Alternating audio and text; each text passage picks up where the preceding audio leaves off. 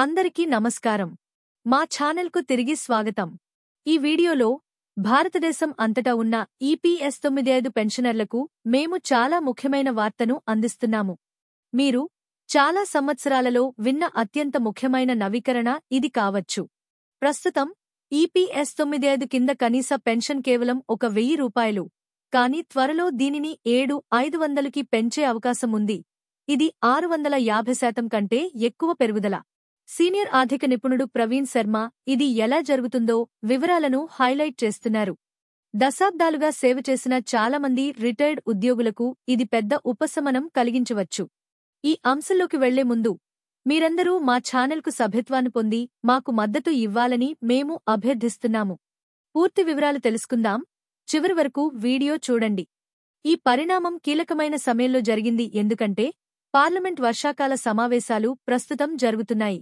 ప్రభుత్వం త్వరలో పెన్షనర్ల కోసం సానుకూల నిర్ణయం తీసుకోవచ్చని బలమైన చర్చలు మరియు విస్తృత కవరేజ్ ఉన్నాయి. కనీస పెన్షన్ పెంచాలని అనేక ఉద్యోగి సంస్థలు మరియు పెన్షనర్ గ్రూపులు డిమాండ్ చేస్తున్నాయి మరియు ఈ స్వరాలు ఇప్పుడు పార్లమెంటుకు చేరుతున్నాయి. పెరుగుతున్న ద్రవ్యోల్బణం మరియు ప్రస్తుత పెన్షన్ మొత్తం సరిపోకపోవడం వల్ల పెన్షనర్లు ఎదుర్కొంటున్న ఇబ్బందుల గురించి విధాన నిర్ణేతలకు బాగా తెలుసు.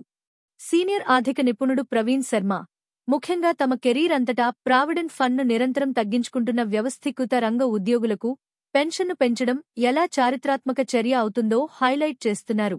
1,000 రూపాయల నుండి 7,500కి పెన్షన్ ప్రాథమిక రోజువారీ ఖర్చులను తీర్చడంలో సహాయపడటమే కాకుండా పెన్షనర్లకు పదవీ విరమణలో వారికి అర్హమైన ఆర్థిక స్వాతంత్ర్యం మరియు గౌరవాన్ని కూడా ఇస్తుంది.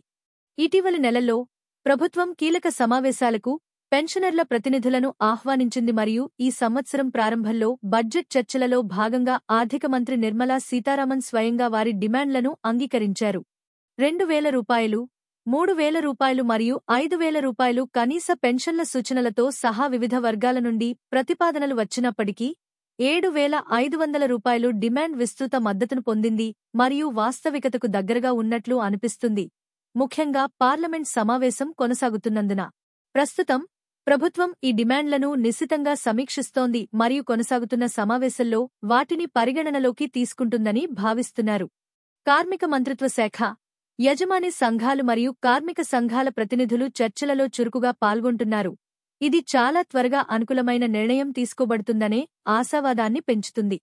ప్రస్తుతానికి పెన్షన్ పెంపుదలకు సంబంధించిన ఏదైనా నిర్ణయం విశ్వసనీయ మార్గాల ద్వారా మాత్రమే తెలియజేయబడుతుంది కాబట్టి పెన్షనర్లు మరియు వారి కుటుంబాలు అధికారిక ప్రభుత్వ నవీకరణల కోసం అప్రమత్తంగా ఉండాలని సిఫార్సు చేయబడింది. ఈ పార్లమెంట్ సమావేశం దేశవ్యాప్తంగా లక్షలాది మంది పెన్షనర్లకు ఒక పెద్ద, సానుకూల మార్పును తీసుకురాగలదు కాబట్టి చూస్తూ ఉండండి మరియు ఆశాజనకంగా ఉండండి.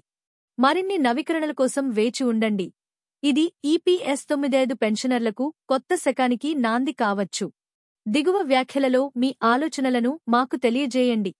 ఈ వీడియోను చూసినందుకు ధన్యవాదాలు.